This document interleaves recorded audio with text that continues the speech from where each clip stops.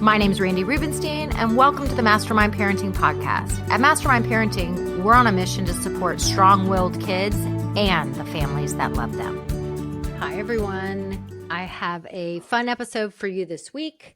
I sat down and had a really fun conversation with Melissa Llarena. She's an author, an imagination coach, a consultant, a speaker, and a contributor to Forbes Women articles that have garnered 4 million plus views. She's also the host of the podcast Unimaginable Wellness, the podcast for entrepreneurs, founders, and creators who are also moms. She has a psychology degree, an MBA. She's a transformational coach, and right now she's also getting she's getting her meditation practitioner certificate. She lives in Austin, Texas with her husband and 3 sons, but you'll notice that her accent is not from Austin. I'll let you'll know pretty quickly where she's from. She is a lot of fun.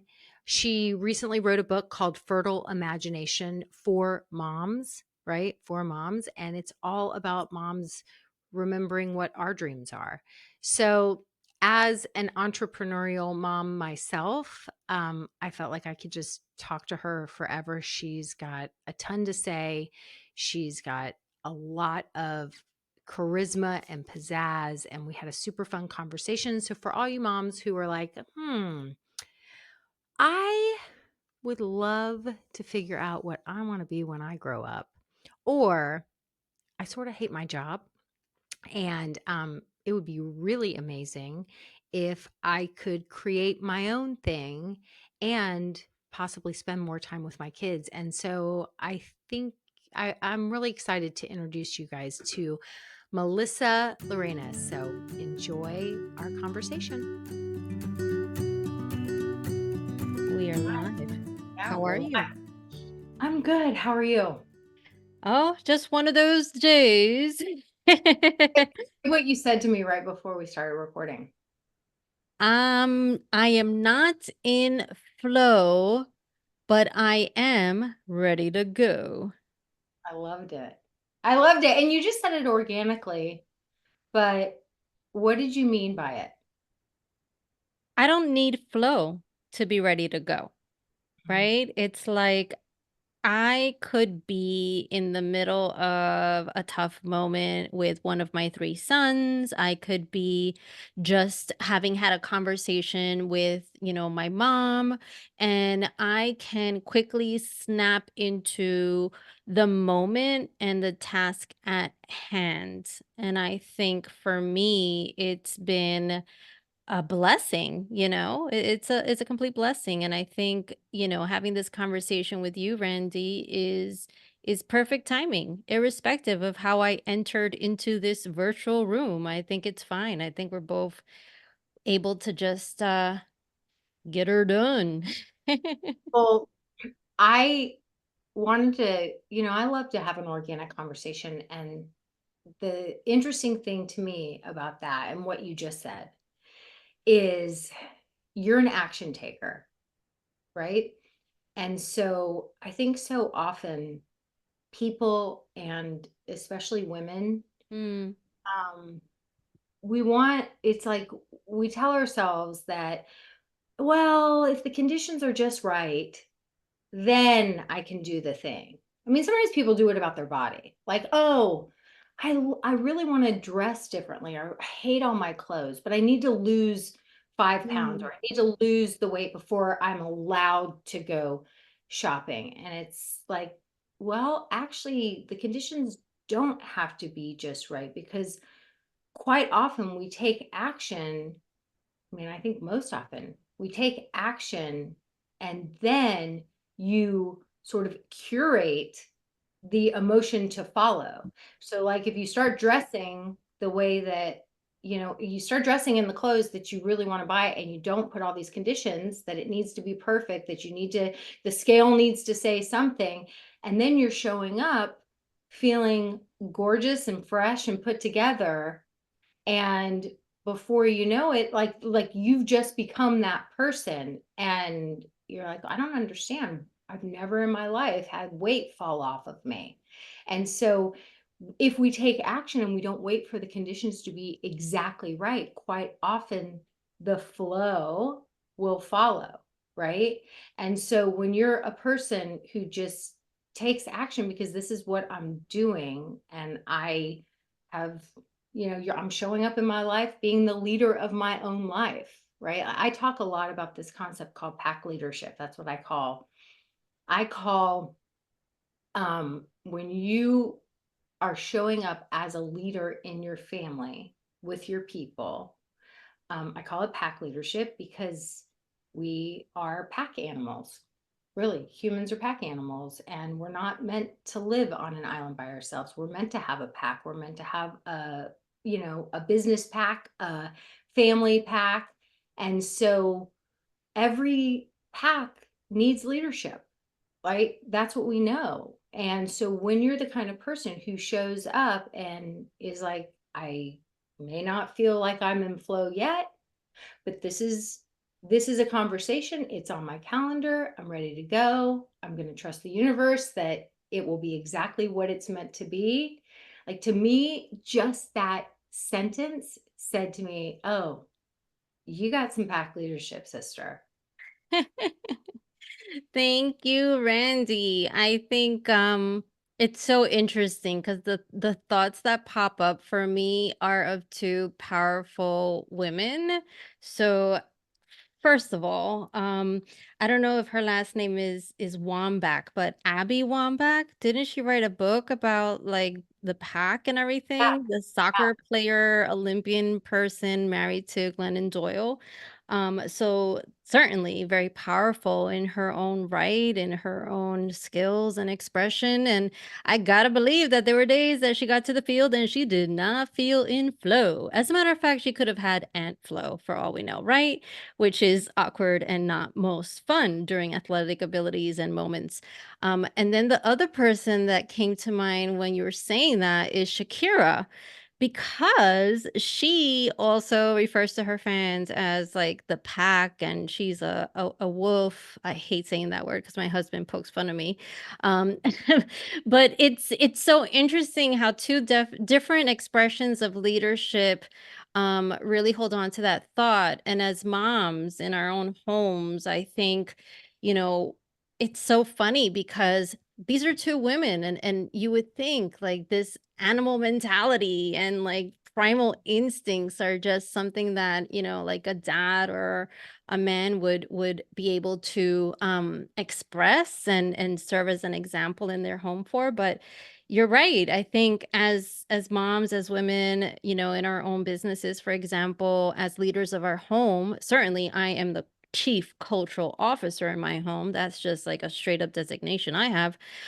It is important. It is important to find a way to um keep going, like even if it's a tough conversation, with a child, or even if it's like a moment where it's like uncertain, how things are going to turn out, and they're quite complex and hard. And it's like if we, as the female leaders of our home, as I think of myself personally, can carry that idea that, we are a team, we are here for each other. And also, if I don't have the right words, I can count on you, Randy, to complete a sentence, even though we just met, because for as much as we feel like we're not like one another, and have different life experiences, different families, different kinds of kids and all of that, there's a lot that can be said about some threads that are consistent, some threads that we share that are enough to carry the conversation and carry us through the day. Like it doesn't have to be like, you know, prolific. It could be it could just be, enough to share what's on your heart, share what's on your mind, and I think that's something that, yeah, I'm open to it. Well, it's interesting in one of my groups today, a mom who went through a divorce in the last 2 years. And she's always been a working mom. And she now is in a position of like I'm supporting my family, right? So she's a single mom, and she's got two kids, and she has, we've all kind of been there with her as she's gone through this season change and this new season of life. And so she's got a really intense job. She got a new job, and it's very intense. It involves a lot of travel and a lot of coordination. And my groups are kind of unique because they're a combination of working and, I hate the term stay-at-home mom, but moms who work full-time as moms and don't have any childcare. I haven't found a better saying, because I just think that when you're in the trenches all day long, you're working your ass off. Um, so anyway, but there's always been, sort of this weird rivalry between working moms and stay-at-home moms, but I've been both. Right. So for the Mm. last 10 years, I've been growing a business baby, mastermind parenting. And before those 10 years, I did some training with teachers, and I did a little of this, and I did some public speaking, and I taught some parent education classes here and there. But for the most part, I was really a stay-at-home mom. And um, and then for the last 10 years, I've been a working mom. And so because I think I've been on both sides in my groups, there's this sort of beautiful synergy that happens. And so this mom, she posted today a little reel from Instagram, and she said, "This is for all the stay-at-home mom sisters," or something like that. And here she's a working mom. And it was like some man who was talking about, if you add up all the different things that, stay-at-home moms do, and he did all these calculations, he said it's over $200,000 a year that your job is worth. And I left a message back and said, "I so appreciate this coming from you." It was from a woman named Annie. I said, "I so appreciate," and everyone knows that Annie's a business badass, and she's got this big job, but she's over here saying, "Hey, sisters, I see you. And for those of you who are thinking that, you're not bringing in a paycheck, so you're not as important," or whatever. Like, she didn't say those things, but it was in the insinuation. And I said, "That's what we're doing here. There's no rivalry. We're all just lifting each other up and honoring each other's choices. And this is what women are meant to do, right? And when women are pitted against each other, or when we're not in our pack leadership, when we're thinking that, oh, it's just, we need to wait, just wait till your father comes home, right? When we don't, we're not owning our role, that if we're mostly raising and shaping the little humans, and we're there doing that, even when, you're running your own business, you said you're the chief cultural officer, right? Like, a lot of women who are working many, many hours are still the ones responsible for, well, what are we going to eat this week? And what about those school forms? And we need to go through your closet. You look like you're waiting for a flood. When did you go through this growth spurt? you know, there's so many invisible mom jobs. And so it falls on moms, and the leader sets the tone. So Mm. we can't be thinking small, or if I'm not earning a paycheck, or if I'm not earning as much of a paycheck, that I don't have, I think we have to own it. We have to own it. We have to feel so proud of ourselves. We have to celebrate ourselves. We have to acknowledge all the things that we're doing, because the leader does set the tone for the family. And I think for whatever pack you're involved in, whether it's a business pack or a family pack, um, the leader does set the tone, but we have to, like, own our worth and our value and acknowledge it.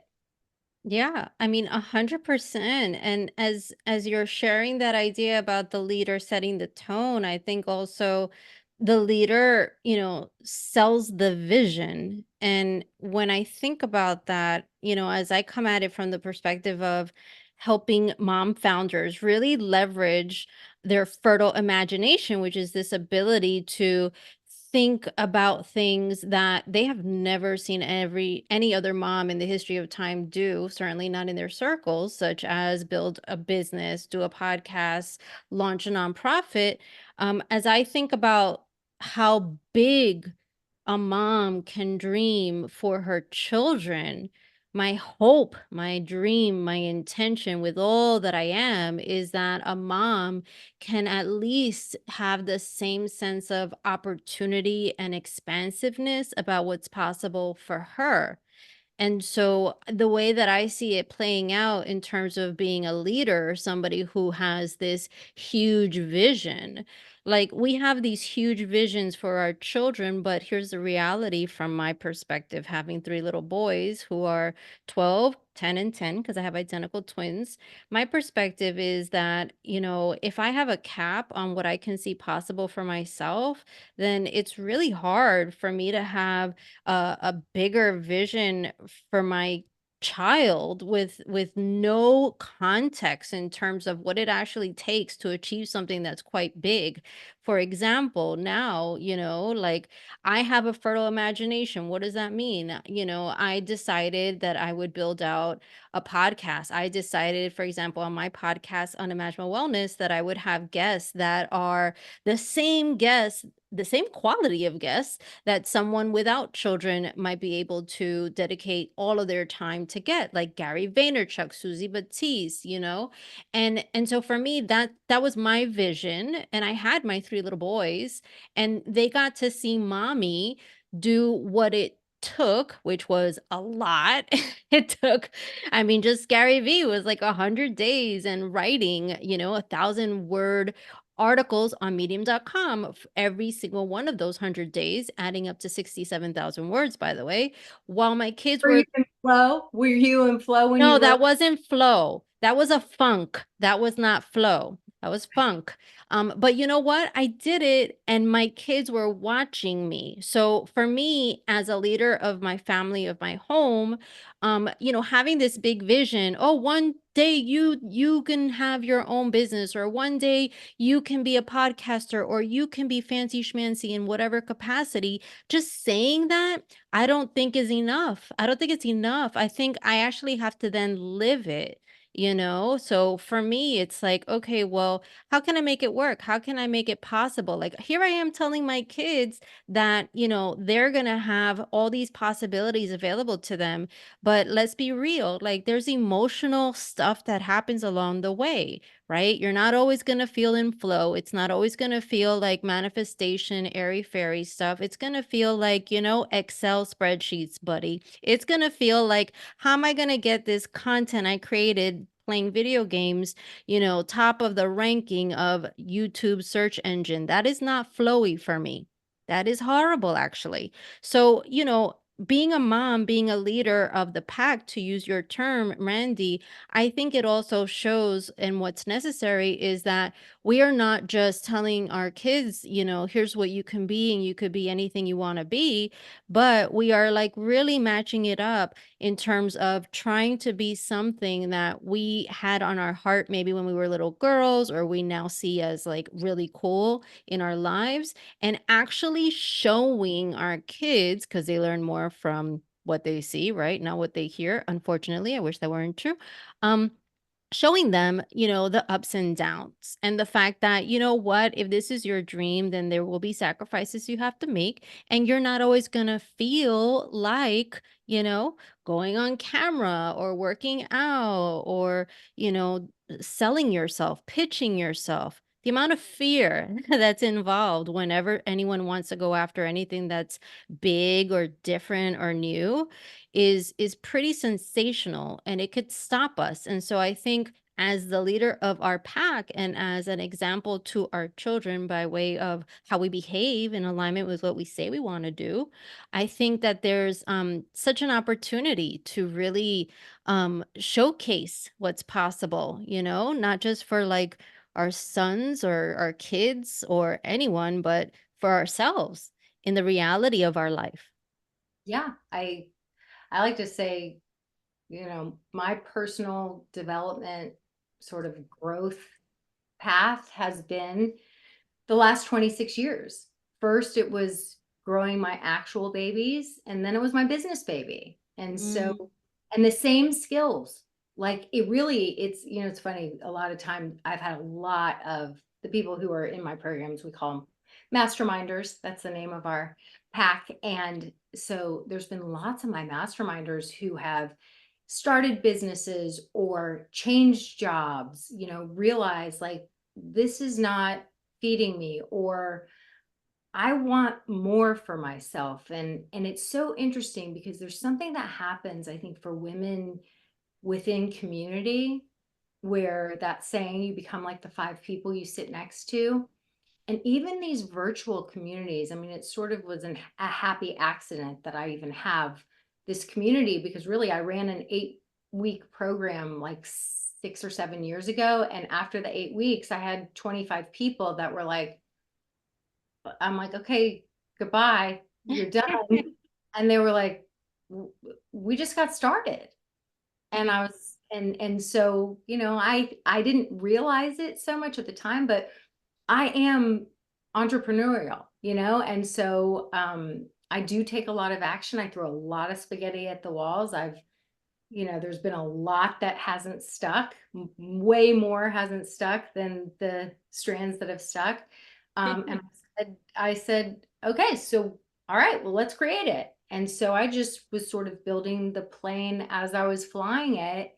And over the years, it's been amazing to see. I mean, from the physician mom who worked for a big hospital system, who was trying to figure out how she could juggle all of it, and then went down to working part-time, but to pick up her kids, and it was such a stressful situation, to now she runs this amazing concierge practice out of her garage apartment behind her home, and like every single day she drops her kids at school, she picks them up, and she takes them to travel in Europe every single summer. Like, she has structured as a doctor, you think like, as a doctor, like how entrepreneurial can you really be? I mean, here's a mom who has this thriving concierge practice, and she's an amazing physician.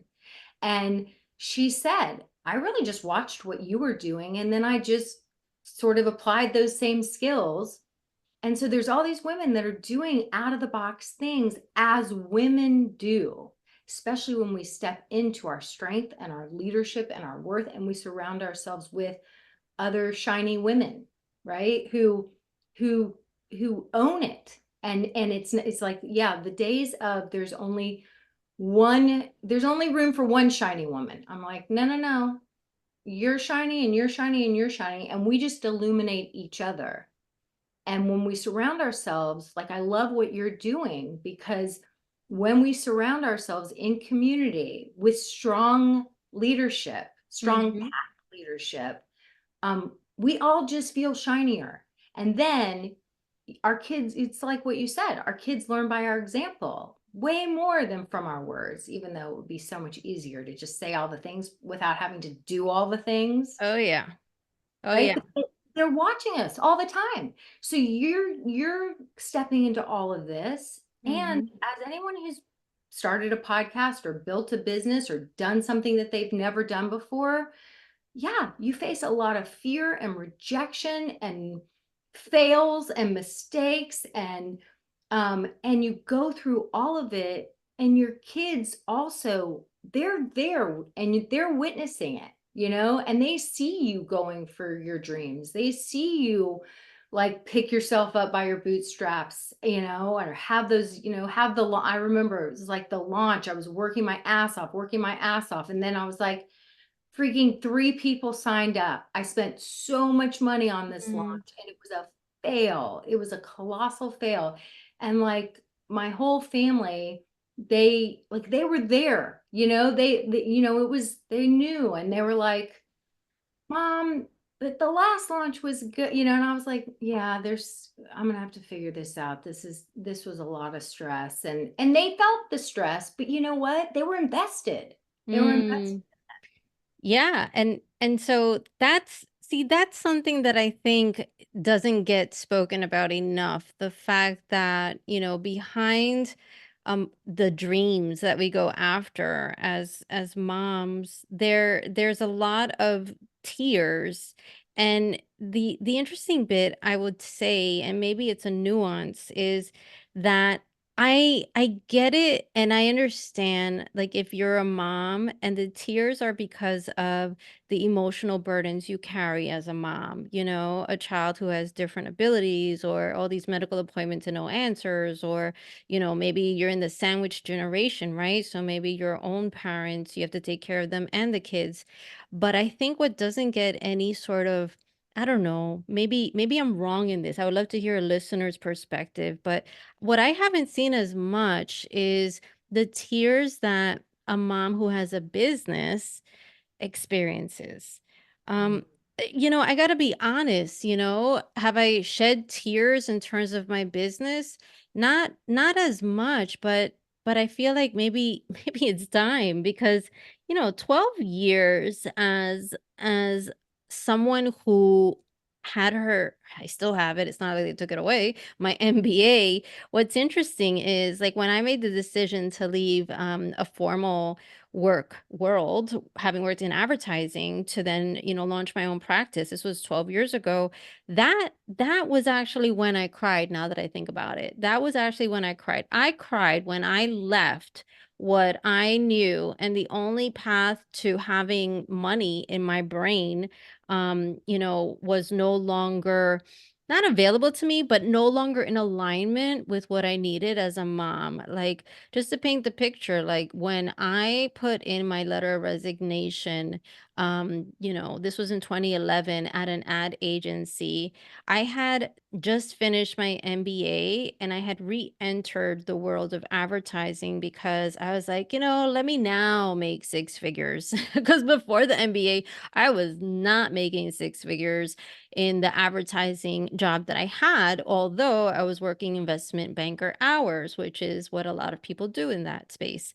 And I remember when I had to make a choice in terms of, either coming back to work and having that agency schedule, or starting something totally random. Like, context here, this was in 2011. Coaching was not what it is now. And someone with an MBA to ultimately, this is how I felt, throw her MBA in the trash, quote unquote, is how I felt, was just, horrible. It was like, that's some, wild thoughts there. But for me, I cried. I actually cried, because that was an identity that I held in my heart, and that was an identity that I had to, like, let go. And when I went and became a mom, it was like everything changed. Obviously, biologically in our brain, like, our brain legitimately changes once you have a child. And I would say that everything changed. Um, and what didn't change, and I hope to never happen, I don't ever wanna cry again. Not for, like, an identity change like that in terms of my career. And I haven't said this, I haven't shared this on, like, other podcasts, but I feel compelled to, because I think it's something that maybe a listener can really just take to heart, in her own heart. But, being an entrepreneur, having your own business, I think it's worth fighting for. I really, really do, especially as a mom. And I have three kids. The things that my children can now see in terms of the work I've done when they're little still is unbelievable. We went to the library the other day here in Austin, and we went to the library, and my three little boys, they went to, like, the new releases and, like, the nonfiction section of the library. And it's right in the front of this library that they go to all the time, and you can see 2 books there in Austin's, library. One is Fertile Imagination, my book, and I acknowledged every one of my little boys in that book, and they now can say, "Hey, mommy, like, that's you, you did that." And then the second book that I also have a story in is Fast Fallen Women, which is like a compilation of a lot of stories of, like, resilience, right? And that is a story of me when I was like 14 years old. Like it's a story like when my mom, who has a mental illness, actually like left, escaped, quote unquote, went to a movie theater, and I had to follow her, and I had to use my imagination in order to like get into the movie theater and find her. And that book is at the Austin Library too. And I think it hits me differently. Like my kids, when they see that in the library they go to, they are now 13, 10, and 10. And to have them see their mom's stuff in a library they go to, God, like it would make me cry if I never got that done. Like that would bring a tear to my eye entrepreneurially. And you know what? I would record that on an Instagram live. But I think it's something that it teach, and I hope it taught my kids something about themselves too, you know? It's like you too are important enough to be in a book in a library. You know what I mean? And I think this whole idea of really understanding just like what's possible for us on our timeline is really worth exploring. I know I have a group coaching myself, and it's really with mom founders who want to create their own opportunities instead of like hoping and wishing to bump into like an investor or like a client at a networking event. No, no, no, no. I'm having them do actually what you did to me, Randy, like finding someone that you think is cool, reaching out to them, presenting an opportunity, and figuring out how it could work for both parties, right? Networking is what we call it, but what I call it is, forming a bond that's stronger together than having been apart. And I help these moms do this, and I help them do this in a way that they can, leverage the benefits of connecting with people irrespective of the mom stage that they're in. So if they have a baby that they're nursing, I can teach you how to network and connect with people and start building out your dream, right? If you have like a child that you're homeschooling, there's a where there's a way, there's a will, right? Or where there's a will, there's a way. It's the opposite. But the whole point of the matter is that yeah, I really think that right now it's like as someone is listening to this conversation and you're thinking to yourself, wow, okay, Randy's talking about a coaching program in her business, and Melissa's talking about a coaching program in her book. Like, I want you to actually take this conversation and make it deeply personal for yourself. What's that thing that if you don't get it done now would make you cry? Like, what's that thing that you would want your kids to see you do? Precisely as imperfectly as life might be right now, right? Like, what's that thing for you? Because I think um there's enough that we experience in life that bring up our emotions that we stuff down, and I think it's a detriment because I think our emotions and like what pulls our attention, what pulls our heartstrings, I think there's a lot of information there. Maybe it's to rise as the leader of your pack if you have a child that needs extra attention from you, or maybe it's to rise as like your own business leader, and be the face of an organization, even if you don't feel like you're perfectly fit and you've got guns like Randy, who has amazing arms right now. I'm like, Oh, "Gir- thank you. they are, yeah, you are strong, girl." But yeah, like I just want this conversation to be like encouraging for a listener. Well, I think good. So something good to look at to kind of, if you're listening and you're thinking dreams, like I'm just surviving over here. Like, and for my listeners, all my listeners have what we call a strong-willed child, which when you're in the trenches raising a strong-willed child, it's the busiest, hardest season of your life. And so if you have a strong-willed child and you're trying to grow a business for your listeners, because I think it's probably pretty common. Having a strong-willed child is very, very common, at least one. Uh, yeah, you're in the most exhausting, Hmm. busiest season of your life that you might be like, yeah, dreams, what am I going to dream about? So if you don't even know what you might be secretly dreaming about, I think a good question to ask yourself is, who am I jealous of?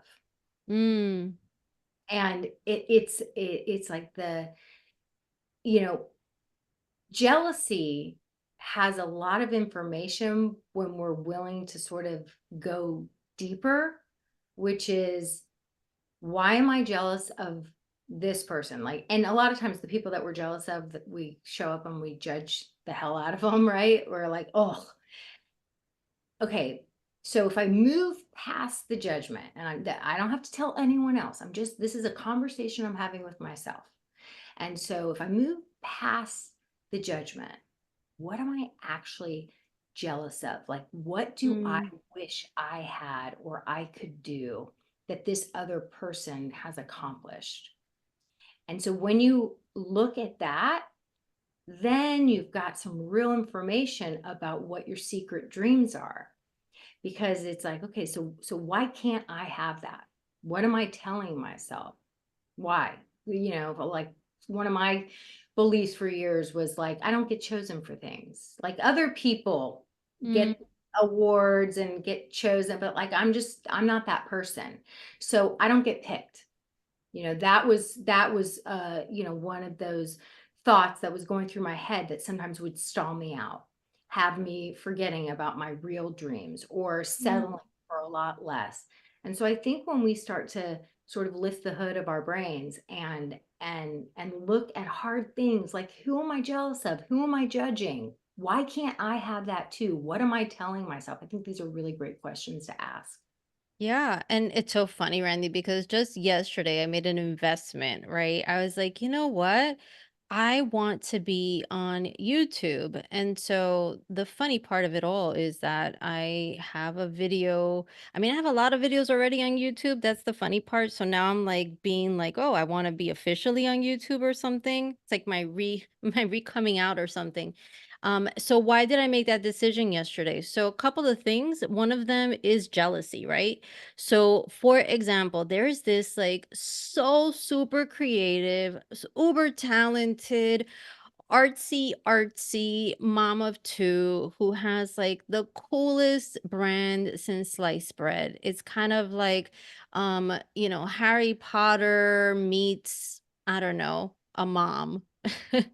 And so I love what she does, right? So I had to just give myself the opportunity to acknowledge the fact that I don't hate her. Instead, I'm like, dag, how can I be like her, you know? And so I'm like, okay, I'm not moving to like Central America because that's where she is, but what is it about her that I really appreciate? And for her, it's the fact that she's doubled down in videos. Right. So she doubled down in videos. She's like analyzing how she articulates her sentences and how she makes people feel. And she's very visual because of her artist background. And so for me, I think to kind of just like take it to the next step, if someone's ready, it's like, okay, great. So Randy just said, see who makes you jealous, like who brings up that feeling, right, of jealousy. That's step one. And then step two, kind of like really be very, very thoughtful about it and be like, well, what is it exactly? And so for me, this was not like a step one happens on May 1st, step two, May 2nd. No, no, no. We're talking, I've been following this lady and I have bought from her, okay, like a decade ago, but I still appreciate her. And so I then made that decision just yesterday. I was like, well, I like her videos. I like how she is very professional and it's unexpected what I'm going to see. And I feel a certain way and her branding is on point. So what does that mean? Okay, well, the only way I can now start my journey is to make an investment in videos. And I think that's kind of like that's the step too that sometimes gets like held in purgatory as it did for me, like as it did for me. I think we look at a lot of people who have things that we want, like an infinity pool, or, is in Croatia eating wonderful seafood, or I'm making stuff up that would be really cool for me. Right? And we look at them and we're just like, we feel stuck, we feel stuck. And when I've worked with people in terms of coaching them, or even in my book, right, Fertile Imagination, like in my book, it's about figuring out, okay, let's be really honest with ourselves. Like, can we hold ourselves accountable for maybe some of the decisions we made that are counter to what we want, right? And can we be held accountable for that? So that comes from a chapter in my book where I interviewed Susie Batiste, the inventor of poopery. Like, she actually suggests that if you, for example, to your point, Randy, find someone that you're jealous of, right? And then you don't Wait, take can I just pause you action. for a sec? Yeah. I, I just sent a coworker the poopery. She was having an issue with her kids. I literally searched on YouTube, found the old videos. Anybody who doesn't know what poopery is, because my coworker didn't, and her two boys who share a bathroom, they were fighting. One of them is highly sensitive. Her strong-willed one, super, just like smells are smellier, noises are louder. And his younger brother, there was all this control and all these rules around when the younger brother was allowed to go to the bathroom. And Mm. so anyway, I had given her some coaching and some tips on it. And I was like, okay, you have to get this poopery stuff, and you have to show the boys these amazing I mean, they I thought those that whole advertising campaign for that product was genius. So I just had to, like, it's so funny that you bring up poopery. Okay, so keep going, keep going. Yeah, yeah. So Susie Batiste, the inventor of, like, God's gift to toilets, right, these days, she actually in my book shared how, let's imagine that we are jealous of someone, like an entrepreneur who's killing it on YouTube or whatever. But we have been following this person for a long time. We've had this thought before, I should be on YouTube, and we ourselves said to ourselves, but I don't want to spend the money on doing a YouTube channel. And then we go again the next year thinking the same thing, and again and again. So if you want to now feel almost like make peace for the choices you made in the past so that you can make different choices in the future, you almost have to go back to the past, hold yourself accountable for the fact that, you know what? And I'm talking to myself right now, Melissa, you decided to not do YouTube because you didn't want to get your hair done and all this other stuff, right? And now just kind of like move forward beyond that, right? So here I am. I took accountability for the fact that, I on purpose was not on YouTube. But then at the same time, I took action, which is that next step of like, okay, so now I know that, I might be a little wobbly here and I might start the YouTube thing and start second guessing myself again. But no, now I'm going to stay on this path. And so in my book Fertile Imagination, the reason why I bring it up is because, you know, talking about stuff, and I don't know if I need like a white flag, a billboard, or what, but like talking about stuff is just not enough. It really, really, really is not enough. I get that communication is the key to successful relationships. I understand the fact that, if you, and this is, I'm not the expert, you're the expert, Randy. I understand that if you have a strong-willed child, there's something pertaining to what a parent has to do versus what the child has to do, and I'm guessing the parent has 90% of the work. But at the same time, it's like action, just action and discomfort, and I write about that in the book as well. Is kind of like, stepping outside of your comfort zone, doing completely different things, thinking expansively, which is what I'm about. And when I, coach mom founders or entrepreneurs, like I say it over and over and over again. It's like, well, if you've done it before that exact way and it hasn't worked, you've got to try a brand new way. You've got to try a brand new way, and it is gonna feel weird. Like doing things differently, definitely feels so weird. But at the same time, it's like that's how you then baby steps go in a different direction. So that this way, when now I look at that person who's on YouTube and all of that, I'm not looking at her like, dag, I wish I was on YouTube. Instead, I'm like, okay, wait a minute. How is she like talking about her program? You know, like, how is it that she's branding her YouTube? What does her header look like? It's useful to me now. Cause now it's like, wait a minute, Melissa, you just voted for yourself. You know, you just voted for yourself. You're the leader of the pack, to use your term. And you are showing your kids that, yeah, sometimes you could put your tail between your legs, and move in a different direction, and that's okay.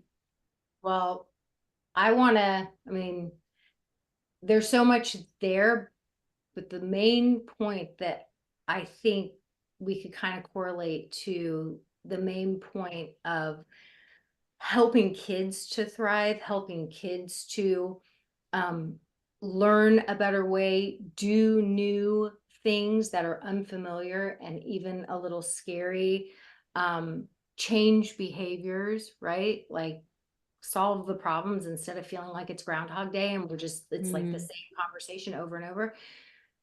That term, accountability, right? Like we throw that term out, accountability. You know what accountability is? And I don't know if you'll agree with this, but from my point of view, accountability is really what we're talking about when we talk about boundaries, right? Like that word boundaries, I think a lot of times is a confusing word because people are not 100% sure, like, and we work with new families. We take them through this 12-week program. And the last 4 weeks, we focus on boundaries and then following through on those boundaries. When the boundaries are not honored, mm, there has to be some follow through. Well, what happens when the boundaries are not honored? And all of that to me is accountability. So if we look at, right, like you had to do a lot of mental prep to, you've been following this lady forever. And then your brain started going into that place that it does for all of us, which is, if only I would have. I mean, I think this about Austin. I'm like, if only how 30 years ago when I went to school there, if only I would have bought real estate, yeah. right? And so I think so often we can stay stuck in coulda, shoulda, woulda. Mm, And like moving past that, okay, well, I didn't make those videos.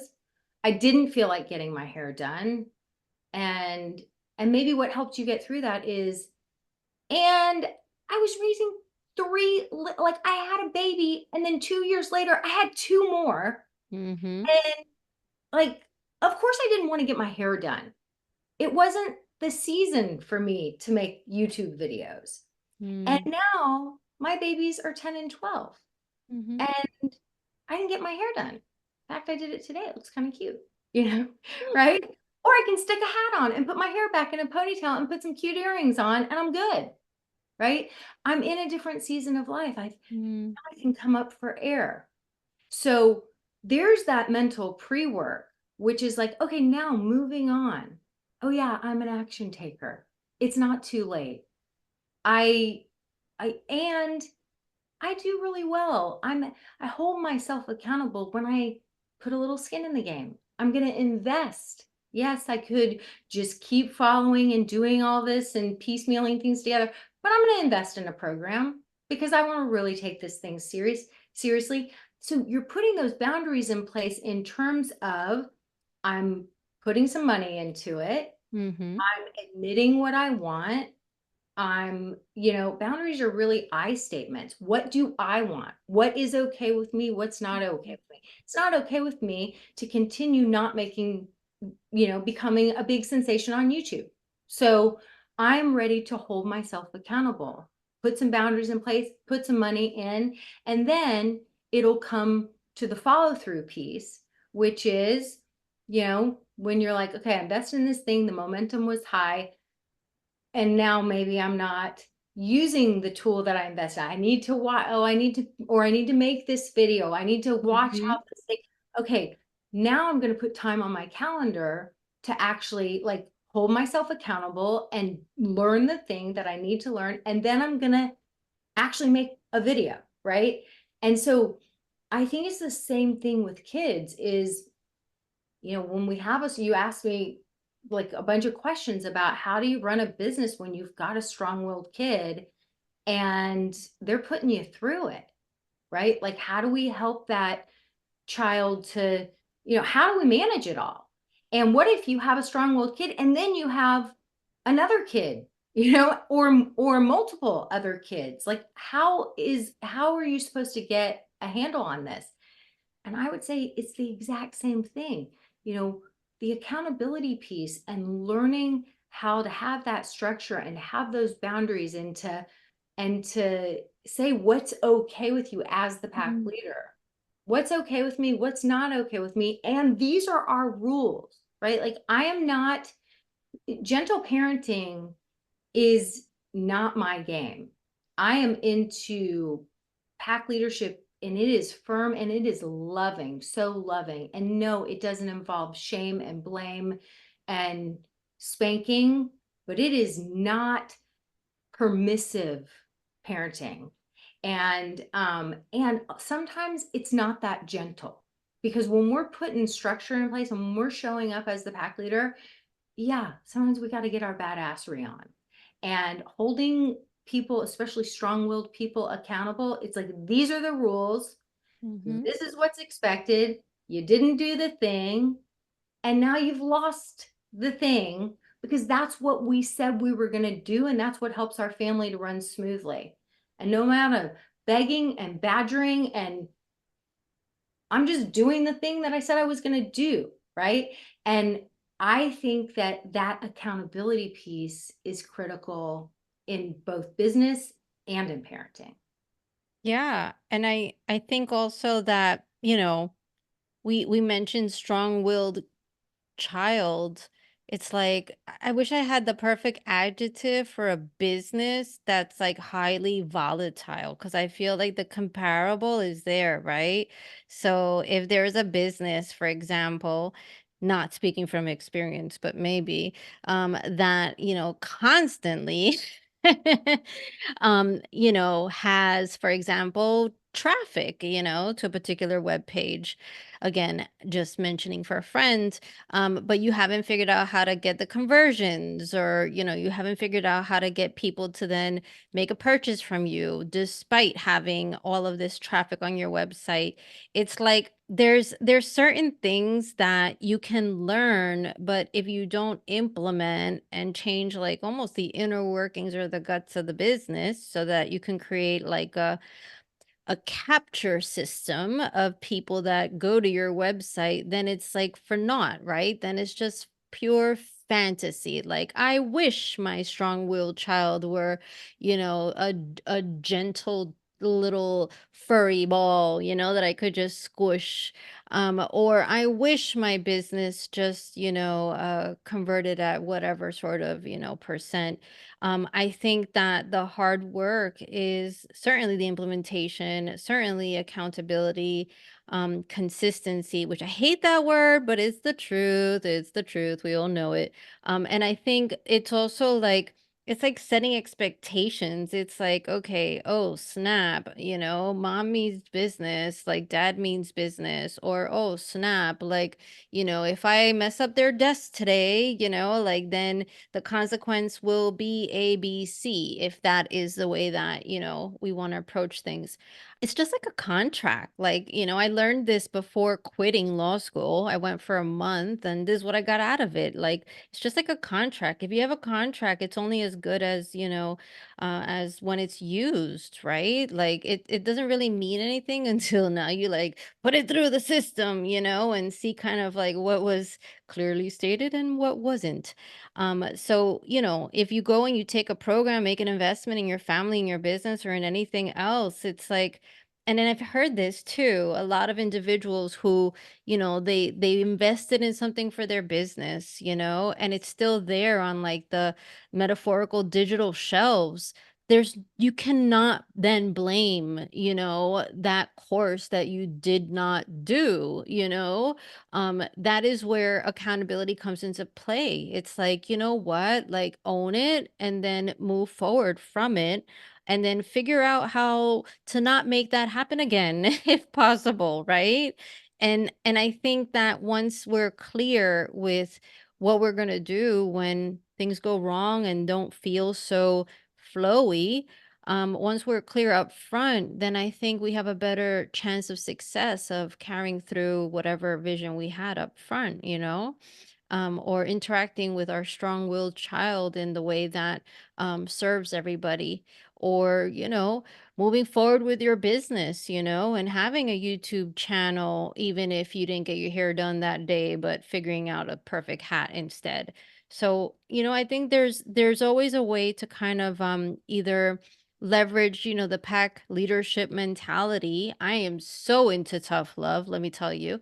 But I think it's also possible to think expansively of what does that mean to you specifically, to your family specifically, because it might look, and Randy, I'm sure in your program you've seen it, like your guidance might be interpreted in different ways by different families, given, whatever they got going on. Same in my space as well. Like, different clients decide to, network in one way, and other clients it doesn't serve them because maybe they're nursing a child and they can't go out into the world like that, Yeah. So yeah. Yeah. I think I'll tell you, it's so often the coaching is, I mean, I'm just thinking about a coaching call that I just had today. And it was like, this kid is, my kid is just, it's like, Mm, no. And, and if I say, stop doing that, stop playing with the cars like that, stop pouring the orange juice, stop and don't, no. And, and when I coached this mom, she's like, I just don't, I said, what's the sentence going through your head in all these moments? And she said, I don't know what to do. And I mm, said, do you not know what, but do you? And she kind of looked at me, and I said, I think you're just going into a survival state in these moments because your body is being activated, and it's reminding you you've got this strong-willed kid, and it's reminding you of when you were the kid and feelings weren't allowed, because I know her story. And tell me where I'm wrong on that. And she's like, yeah. And I said, so we think we are thinking animals, but the truth of the matter is that human beings are feeling animals. So you actually do, when we're here and we're calmly talking and I'm coaching you, I said that part of your brain's taking it all in. You do mm, know what to do. What do I say a million times? What we focus on, she's like, grows. I was like, right. So no and don't and stop. All you're gonna get is more power struggles. I said, and that's what these strong-willed, highly sensitive ones, like they don't wait for teenagehood to rebel. They're doing it now. Right? Like you're not showing up in pack leadership, mom. And so I'm not really feeling safe in the world. So I'm going to push and push and push until you become scary mommy. And mm, that's what they do. I said, because everybody wants to know that they have a leader. I said, but really the solution here is you got to take care of your gorgeous body in these moments, right? Like the orange juice gets spilled, the orange juice gets spilled. You're having, like, you're activated. You have to walk away. You've got to put your hands on your heart. You have to remind yourself, like, I'm the mama now. This is my house. Feelings are allowed. Like, you've got to give your nervous system the message you are safe. This little 5 or 6 year old that's acting like a terrorist, you're not being held at gunpoint. If the orange juice gets spilled, go give your body what you need and then come back to her. I was like, but we got to get this nervous system regulated, and you deserve that. And I'll tell you, so often people come in, they're like, just tell me exactly what, I mean, I had people say, can you create a board game where we just want your words, just give us the scripts. I'm like, you're never going to remember the scripts when you're in the heat of the moment. We've got to take care of you first. yeah. Yeah, and I think it's so funny. Um, in my world, I've been asked for the same thing. I've been asked actually to be the person to be their be their what is it? Hitch. You remember that movie with like Will Smith? He was just like telling people in their ear, like, say this to the girl and blah blah blah. Well, I am not a pickup artist, so no, I am not doing this. I will teach you the words to use. But you're right. You're absolutely right. There's this like planning to, be the calm person, whether it's as a mom or like a business leader on a sales call, networking conversation versus actuality. And I think that um it takes practice, as with anything else. It really does take practice and it takes grace. And I'm not great at that. Like, I'll tell you right now, like, I am not great at that. Like, if I'm on a call and things don't go, amazingly, like, I can't sit here and be like, yeah, I say, good job, Melissa, for even having the guts to get on that call. No, I don't say that. But I will say that the distance between feeling disappointment and feeling some sense of pride, the fact that I just had the guts to have that conversation, that distance in time has shortened. And it's because of the practice. And I think it's also the fact that a lot of individuals that come to me, like for them, like the things I teach them don't come naturally, which sounds like the parenting sort of messages that I'm hearing from you, Randy. Like I can't say that, having a pack leader mentality is how I thought of, being a mom and being the leader in my home. I mean, I definitely have the canines that can be fearful, be like, hey, listen to me. My kids know when I get that look in the eye. But it does take practice because, in the heat of the moment, you don't have access to the executive functioning and the ability to think creatively and all that stuff. So it's the same thing. And here's where I think might be a good place to kind of end. And it's the simple fact that, you know, being the leader of your family and owning a business in my world, they are both deeply personal. And if your business, I'm not saying it does, but if your business has your name on it, whoa. It's like, okay, it's a reflection of me. And as a mom, at least the way I think about my three little boys, it's like sometimes, and I know that there's different ways of looking at this, but sometimes I do see their behavior as a reflection of how good or bad a mom I am.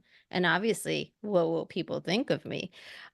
Things I'm working on. But, it's like I feel like there just has to be some sort of plan for that. Like, that you already know that if your kid starts wilding out in Target, that you're going to feel embarrassed. Maybe it's just me. Or like with your business, like if you flop, if you tell everyone, hey, I'm going to have a group this size, and then you fall short your goal publicly, like, prepare for that. You know what I mean? And whether it's like investing in a coaching program, investing in YouTube, investing in yourself, in your family, ultimately it's not just what you get out of it, like you put in, what is it? You get out what you put into something, but it's doing the reps of whatever it is that you learned, in business or in personal, and holding yourself accountable for, okay, I made the investment. You could make the investment, or you could have made the investment a decade ago, but you're so capable of still implementing what you learned. And I think sometimes we forget that because a strong-willed child, we can just swap it for like a volatile, crazy business and use those skills. They are transferable, right? And so I really appreciate this conversation, Randy, because I think a lot of, at least my listeners, are in that place. It's like, let's just think about, the makeup of a typical entrepreneur. It's not going to be like the the most like laid back person. We're like pretty intense people, and you don't just like become an intense person without maybe kind of sort of being a strong-willed child at some point. And so thank you for this, Randy. No, that's great. And I think, I love strong-willed kids. I like to say they're my jam. I think they're the most honest. I mean, they can't not express how they're feeling with their Yeah. behavior. And I'll tell you, they do thrive with accountability and structure, even though they'll fight you tooth and nail when you haven't, when you've been running your own business, you've been, running like a chicken with your head cut off. And yeah. And so I think that, they act out and they call us to more. I've loved this conversation. This was great. Me too, Randy. So why don't you just share some of your socials and websites so that listeners can reach out to you if they need help or have a strong-willed child? Yeah, so mastermindparenting.com. That's mastermind, all one word, parenting.com. And on Instagram, I'm mastermind_parenting. Thank you. And if anyone has a business that they absolutely need to learn how to get into the right conversations, be in the right rooms, so that this way they could take their business to the next level, mom founders specifically, please come to fertileideas.com and also Instagram at Melissa Llarena at MELISSALLARENA. On fertileideas.com, I just want to say that you could have a free chapter of my #1 bestseller, Fertile Imagination, a guide for stretching every mom's superpower for maximum impact. Also on fertileideas.com, you can take a quiz if you don't know why you're stuck. Could it be your imagination? Could it be that, maybe you have imposter syndrome? These are all the things that could be, and I could help you with. So definitely head on to fertileideas.com. And yeah, I loved this too, Randy. This has been sensational. Thank you for this. Thanks so much. Thanks for listening today, guys. I hope you picked up some tips, tools, maybe some baby steps for creating more balance and boundaries in your life. And I just wanted to let you know, if you want to continue moving the needle forward in creating this for yourself, having a happier household, I want you to go to my website and check out mastermindparenting.com.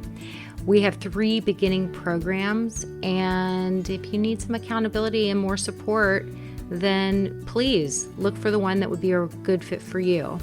And as always, we're on all the social channels under Mastermind Parenting. On Instagram, it's mastermind_parenting. And, periodically I do pop up on different Instagram lives, Facebook lives, where I give you teaching and coaching, and I love engaging with you live to help you help your strong-willed kids so that they can feel better, because when they feel better, they do better. And I love, love, love getting to know you guys. So thanks for listening. If you like this podcast, please don't forget to subscribe, rate, and review. Super, super appreciative.